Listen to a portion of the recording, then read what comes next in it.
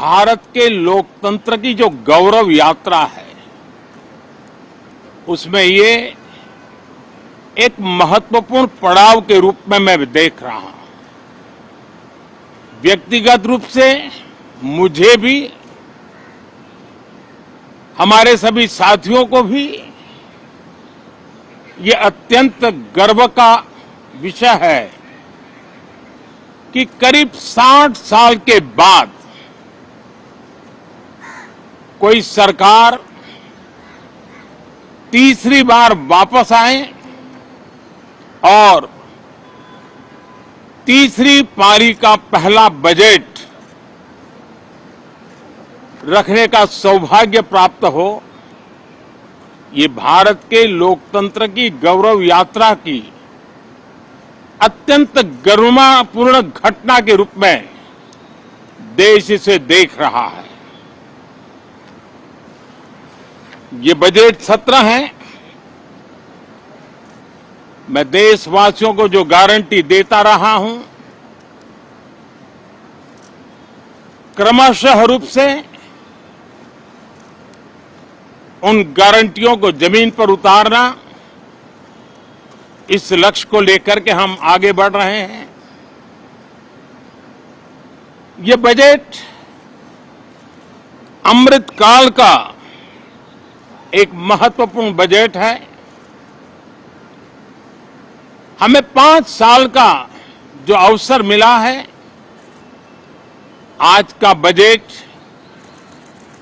हमारे उन 5 साल के कार्य की दिशा भी तय करेगा। और ये बजट 2047 जब आजादी के 100 साल होंगे, तब विकसित भारत का जो हमारा सपना है, उस सपने को पूरा करने की मजबूत नींव वाला बजट लेकर के हम कल देश के सामने आएंगे। हर देशवासी के लिए एक गर्व की बात है कि भारत बड़ी इकोनॉमी वाले देशों में सबसे तेज गति से आगे बढ़ने वाला देश है। गत 3 वर्षों में लगातार 8% ग्रोथ के साथ, 8% ग्रोथ के साथ हम आगे बढ़ रहे हैं, हम ग्रो कर रहे हैं। आज भारत में पॉजिटिव आउटलुक, इन्वेस्टमेंट और परफॉर्मेंस एक प्रकार से अपॉर्चुनिटीज की पीक पर है। ये अपने आप में भारत की विकास यात्रा का एक अहम पड़ाव है। साथियों, मैं देश के सभी सांसदों से, किसी भी दल के क्यों न हो, मैं आज आग्रहपूर्वक कहना चाहता हूं कि हम गत जनवरी से लेकर के हम लोगों के पास जितना सामर्थ्य था, उस सामर्थ्य को लेकर के जितनी लड़ाई लड़नी थी लड़ ली। जनता को जो बात बतानी थी बता दी। किसी ने राह दिखाने का प्रयास किया, किसी ने गुमराह करने का प्रयास किया, लेकिन अब वो दौर समाप्त हुआ। देशवासियों ने अपना निर्णय दे दिया। अब चुने हुए सभी सांसदों का कर्तव्य है, सभी राजनीतिक दलों की विशेष जिम्मेवारी है कि हमने दल के लिए जितनी लड़ाई लड़नी थी लड़ ली। अब आने वाले 5 वर्ष के लिए हमें देश के लिए लड़ना है, देश के लिए जूझना है, एक और नेक बनकर के जूझना है।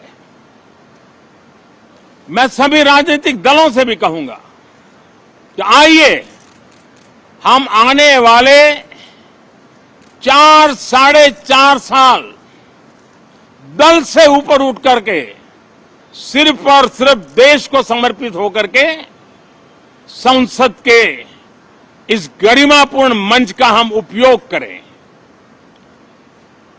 जनवरी 29 जब चुनाव का वर्ष होगा, आप उसके बाद जाइए मैदान में, सदन का भी उपयोग करना है कर लीजिए। वो 6 महीने जो खेल खेलने खेल लीजिए, लेकिन तब तक सिर्फ और सिर्फ देश के गरीब, देश के किसान, देश के युवा, देश की महिलाएं, उनके सामर्थ्य के लिए, उनको एम्पावर करने के लिए जन भागीदारी का एक जन आंदोलन खड़ा कर करके 2047 के सपने को पूरा करने के लिए हम पूरी ताकत लगाए। मुझे आज बहुत दुख के साथ कहना है कि 2014 के बाद कोई सांसद 5 साल के लिए आए, कुछ सांसदों को 10 साल के लिए मौका मिला, लेकिन बहुत से सांसद ऐसे थे जिनको अपने क्षेत्र की बात करने का अवसर नहीं मिला, अपने विचारों से संसद को समृद्ध करने का अवसर नहीं मिला, क्योंकि कुछ दलों की नकारात्मक राजनीति ने देश के संसद के महत्वपूर्ण समय को एक प्रकार से अपनी राजनीतिक विफलताओं को ढांकने के लिए दुरुपयोग किया है। मैं सभी दलों से आग्रहपूर्वक कहता हूं कि कम से कम जो पहली बार सदन में आए हैं, ऐसे बहुत बड़ी संख्या में हमारे माननीय सांसद हैं और सभी दल में हैं, उनको अवसर दीजिए, चर्चा में उनके विचारों को प्रकट करने का मौका दीजिए, ज्यादा से ज्यादा लोगों को आगे आने का अवसर दीजिए। और आपने देखा होगा कि पार्लियामेंट के नए